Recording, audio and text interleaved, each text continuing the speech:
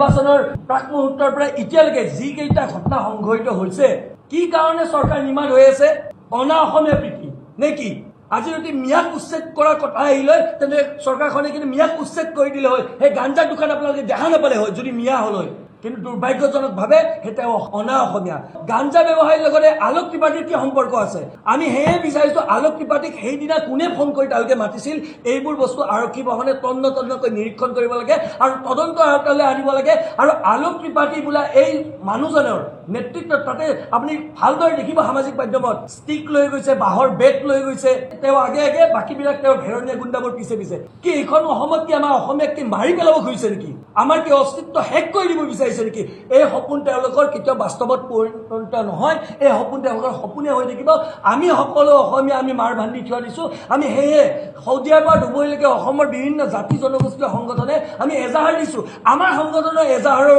ওপৰত ভিত্তি কৰি আৰক্ষী বাহনে অনতিপলমে পদক্ষেপ ল'ব লাগে আৰু যদি নলয় তেনেহ'লে তেওঁলোকে যদি ভাবিছে যে এই প্ৰতিবাদ ৰুদ্ধ কৰিব পাৰিব এই প্ৰতিবাদ কোনো কাৰণতে ৰুদ্ধ নহয় এই প্ৰতিবাদ চলিছে আৰু এই প্ৰতিবাদ চলিব আমি স্পষ্টকৈ আমাৰ তৰফৰ পৰা কৈছো এইখন অসম আমাৰ অসম এইখন অসমত থলুৱা খিলঞ্জীয়া মানুহৰ প্ৰভুত্ব বিস্তাৰ হ'ব লাগিব এইখন অসমত থলুৱা খিলঞ্জীয়া মানুহৰ দপদপনি চলিব আমি অসমীয়া মানুহখিনি মৰমীয়াল আমি সকলোকে আঁকোৱালি লওঁ কিন্তু আমাৰ যি সহজ সৰল যি মৰম সেই মৰমক যদি কোনোবাই আমাৰ দুৰ্বলতা বুলি গণ্য কৰি আমাৰ মূৰৰ ওপৰত উঠি তাণ্ডৱ নাচিবলৈ চেষ্টা কৰে কিন্তু আমাৰ তাতে আপত্তি আছে আমাৰ তাতে ক'বলগীয়া আছে আমি স্পষ্টৰূপে কৈছোঁ যিকেইটা ঘটনা আজি 1-1.5 মাহত সংঘটিত হৈ আছে আপোনালোকে ভালদৰে মন কৰিলে গম পাব আটাইকেইটা ঘটনা মধ্য গুৱাহাটী অঞ্চলত হৈছে ফেঞ্চি বজাৰৰ ঘটনাটোকে লওক ফটাচি আমবাৰীৰ ঘটনাটোকে লওক পল্টন বজাৰৰ উলুবাৰী পেট্ৰল পাম্পত যে বিহাৰীবোৰে গুৰলাগুৰিকৈ আমাৰ অসমীয়া যুৱকক মাৰিলে সেই ঘটনাটোকে লওক বা যিটো দুৰ্ভাগ্যজনক ঘটনা সংঘটিত হৈ গ'ল গুৱাহাটীৰ আৰ্যনগৰ চেৰাবভাটিত তাতে এখন গাঞ্জা বিক্ৰী কৰা দোকানক কেন্দ্ৰ কৰি অসমীয়া আৰু অনা অসমীয়াৰ মাজত এনেকুৱা এখন কাজিয়াৰ সূত্ৰপাত হ'ল আৰু এই কাজিয়াখনৰ সূত্ৰপাত কোনে কৰিলে এই কাজিয়াখনৰ সূত্ৰপাত কৰিলে এই গাঞ্জা ব্যৱসায়ীৰ লগত জড়িত এই বিজেপিৰ নেতাকৰ্মীসকলে আৰু সেই গাঞ্জা ব্যৱসায়ীসকলে পুহি ৰখা কিছুমান ভেৰণীয়া গুণ্ডাই আমাৰ অসমীয়া কেইজনমানক বৰ গুৰলাগুৰিকৈ প্ৰহাৰ কৰিলে তাৰ ভিতৰত আমাৰ সংবাদকৰ্মীও অন্তৰ্ভুক্ত হৈ আছে পুলিচ কৰ্মীও অন্তৰ্ভুক্ত হৈ আছে এইবোৰ বস্তু কি চৰকাৰ প্ৰশাসনে দেখা নাই নেকি এইবোৰ বস্তুৰ প্ৰতি চৰকাৰ প্ৰশাসন আজিৰ দিনত কিয় নিমাত আমি পোনপটীয়াভাৱে মুখ্যমন্ত্ৰী ডাঙৰীয়াৰ হস্তক্ষেপ বিচাৰিছো সৰু সৰু কথাক লৈ পেলাই ফেচবুক লাইভৰ জৰিয়তে তেখেতে বিবৃতি প্ৰকাশ কৰে কিন্তু আজি 4 দিন ধৰি অসম জ্বলি আছে অসমত থলুৱা খিলঞ্জীয়া মানুহ চিন্তাত পৰিছে নিজৰ অস্তিত্বক লৈ কি কাৰণে মুখ্যমন্ত্ৰী ডাঙৰীয়া এই মুহূৰ্তলৈকে এটা বিবৃতি এটা কথা কোৱা নাই এই বিষয়ে সদায় আমি সেই অঞ্চললৈ গৈ আছো আমি চাই আছো নিৰীক্ষণ কৰি আছো প্ৰতিটো বস্তু তন্নকৈ কিন্তু আমি দেখিবলৈ পাইছো অতিকৈ দুৰ্ভাগ্যজনকভাৱে এই গাঞ্জা ব্যৱসায়ীক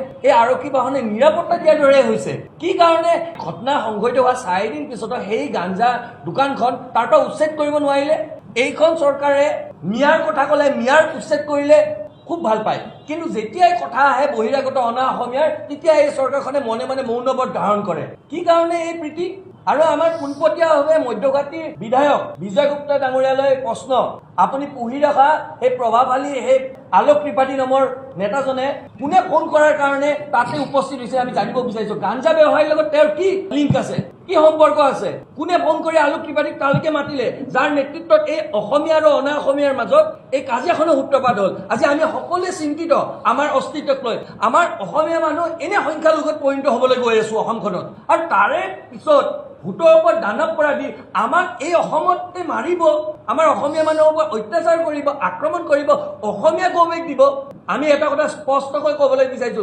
যেতিয়াই প্ৰশ্ন আমাৰ ভাষাৰ ওপৰত আহিব আমাৰ অসমীয়া আইৰ ওপৰত আহিব কিন্তু আমি হেংদান তুলি ল'বলৈ আমি বাধ্য হ'ম প্ৰতিজনে আৰু ভাবিছা নেকি আমি মৌন হৈ আছো বুলি আমি চাই আছো প্ৰতিটো বস্তু নিৰীক্ষণ কৰি আছো ইমান দম্বালি কি কাৰণে ইমান দপদপনি আমিতো কেতিয়াও বিহাৰী বুলি এনেকে কাকো মৰা নাই কাকতো আমি কাৰো ওপৰত অত্যাচাৰ কৰা নাই এইখন অসমততো সকলোকে আমি সমিল মিলাই আছো অসমীয়াসকলে কিন্তু আমাৰ ওপৰতে কি কাৰণে ইমান দপদপনি আমাৰ ওপৰতে ইমান কিয় অত্যাচাৰ ইমান সাহস হৈ গ'ল গুৱাহাটীৰ মাজমজিয়াতে আপোনাৰ আৰ্যনগৰত কেইজনমান অসমীয়াৰ ওপৰত নিৰ্মমভাৱে প্ৰহাৰ কৰা আমাৰ পৰিলক্ষিত হ'ল এই এনেকুৱা ধৰণৰ কাণ্ডক আমি তীব্ৰ আকাৰে গৰিহণা দিছো আৰু চৰকাৰ প্ৰশাসনে এইটো বিষয়ত অনতিপলমে হস্তক্ষেপ কৰিব লাগে আজি কি কাৰণে চৰকাৰখন নিমাত হৈ আছে ইমান অনা অসমীয়া প্ৰীতি কি কাৰণে আমাৰ জাতিটোক আমি জীয়াই থাকিব লাগিব নাই, জাতিটোক জীয়াই থাকিব দিবনে নাই? এইফালে বহিৰাগতাই আমাক মাৰিব, এইফালে বাংলাদেশী আমাক মাৰিব, কেঁকুৰা চেপা দিছে আজি অসমীয়া জাতিটোক। আমি জীয়াই থাকিব লাগিব নাই? আমি কি জীয়াই থাকিব লাগিব হাত ভৰিখনো নামাৰিম, একদম মগ্ন হৈ পেলাই হাতে হাত ধৰি পেলাই আমি বহি থাকিব লাগিব নেকি অসমীয়া জাতিটোক?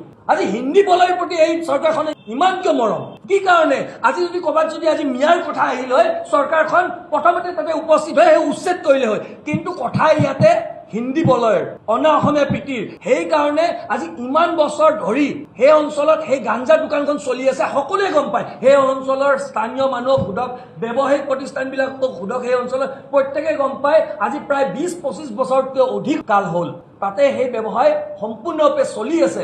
আৰু কি কাৰণে চলি থাকিব পাৰিছে? গাঞ্জা ব্যৱসায় লিগেল নেকি আমাৰ ইয়াতে? বৈধ নেকি? কৰিব পাৰে নেকি? ভাং ব্যৱসায় লিগেল নেকি? ইমানখিনি হোৱাৰ পিছতো এই মুহূৰ্তলৈকে অতিকৈ দুৰ্ভাগ্যজনকভাৱে এটা কথা ক'বই লাগিব, 100-2খন আসন দি অসমৰ জনগণে যিখন চৰকাৰক শাসনভাৰত আনিলে, দিছপুৰৰ গাদী দখল কৰালে, সেই চৰকাৰখনৰ মুৰব্বী মুখ্যমন্ত্ৰী ডাঙৰীয়াই কি কৰি আছে? হাতে হাত ধৰি বহি আছে। এইবোৰ দেখা নাই নেকি? অসমৰ শদিয়াৰ পৰা ধুবুৰীলৈকে আন্দোলন হৈছে এই বিষয়ত। অসমীয়া জাতিয়ে অস্তিত্ব ৰক্ষাৰ কাৰণে আন্দোলন কৰিব লগা হৈছে। বিহাৰীৰ হাতত কি আমি মাৰ খাব লাগিব নেকি? অনা অসমীয়াৰ হাতত আমি কি মাৰ খাব লাগিব নেকি? আৰু তাৰ পাছতো কিন্তু আমি বহি থাকিব লাগে, আমি গণতান্ত্ৰিকভাৱে আন্দোলন কৰিব নালাগে। এই চৰকাৰখনে এইটো বিচাৰে। এই কথাটো আমি স্পষ্টৰূপে আমি একত্ৰিত মঞ্চৰ পৰা ক'বলৈ বিচাৰিছো যে যদি কোনোবাই ভাবিছে যে আমি মনে মনে বহি থাকিম, সেইটো কথা হ'ব নোৱাৰে। এই আন্দোলনখন চলিছে, প্ৰতিবাদ হৈছে, প্ৰতিবাদ হ'ব। আৰু যি পৰ্যন্ত এই গাঞ্জা ব্যৱসায়ীখন উচ্ছেদ নকৰে, সেই দোকানখন এই গাঞ্জা ব্যৱসায়ীক কৰায়ত্ব নকৰে, দৃষ্টান্তমূলক শাস্তি নিদিয়ে, আৰু কাৰ নেতৃত্বত ত্ৰিপাঠী বুলি সেই ব্যক্তিজন, যিজন বিজেপিৰ প্ৰভাৱশালী নেতা বুলি কয়, এই বিজয় গুপ্তাৰ লেঙুৰৰ দ্বাৰা সেই নেতাজনক চুচুৰাই আনি আৰক্ষীয়ে কৰায়ত্ব কৰি তেখেতৰ ওপৰত তদন্ত নকৰে, সেই পৰ্যন্ত আমাৰ কিন্তু প্ৰতিবাদী ধাৰা আমাৰ অব্যাহত থাকিব। এই কথাটো স্পষ্ট। এই প্ৰতিবাদ কিন্তু শান্ত নহয়। যি পৰ্যন্ত এই দোষীসকলে শাস্তি নাপাব, তদন্ত নহ'ব, আৰু আৰক্ষী প্ৰশাসনে অতিকৈ দুৰ্ভাগ্যজনকভাৱে আৰক্ষী প্ৰশাসনে যিটো মন্তব্য দিছে, আমি খুব দুখ পাইছোঁ। সামাজিক মাধ্যমত স্পষ্ট হৈ গৈছে, তাতে গুৰুলাগুৰিকৈ অসমীয়াৰ ওপৰত প্ৰহাৰ কৰা হৈছে। তাৰ পাছত আৰু কি প্ৰমাণ লাগে? যোৱাকালি যিজন সাংবাদিকক তাতে আক্ৰমণৰ বলি হ'ল, সেই সাংবাদিকজনে আমাক পোনপটীয়াভাৱে আমাক লগ কৰিছিলে। লগ কৰি তেখেতে কৈছে মোৰ এতিয়া জীৱনৰ শংকা হৈছে। জিতেন চালৈ ডাঙৰীয়া আত্মহননৰ দৰে কথা কৈছে, আত্মহত্যা কৰিব বোলে জিতেন চালৈ ডাঙৰীয়া। ইয়াতকে দুৰ্ভাগ্যজনক কথা কিবা হ'ব পাৰে নেকি? যোনে আক্ৰমণৰ বলি হ'ল, যাক আক্ৰমণ কৰা গ'ল, যাক মৰা হ'ল অনা অসমীয়াই, তেওঁলোকে আত্মহত্যা কৰিব বুলি কৈছে। কাৰণ এনেকে কেঁকুৰা চেপা দিছে, ইমান ভিতৰকে হৈ টুইষ্ট কৰিব বিচাৰিছে এই ঘটনাটো। আমি এই ঘটনাটো, এই কাৰ্যক আমি তীব্ৰভাৱে নিন্দা কৰিছোঁ, গৰিহণা দিছোঁ, আৰু অনতিপলমে আমি চৰকাৰক নিৰপেক্ষ হ'বলৈ আমি দাবী উত্থাপন কৰিছোঁ, আৰক্ষী প্ৰশাসনক নিৰপেক্ষ হ'বলৈ দাবী উত্থাপন কৰিছোঁ। আৰু এটা কথা পুনৰবাৰ ক'বলৈ বিচাৰিছোঁ, এইখন অসম অসমৰ থলুৱা খিলঞ্জীয়া মানুহৰ অসম। এইখন অসমত অসমৰ থলুৱা খিলঞ্জীয়া মানুহৰ দপদপনি চলিব।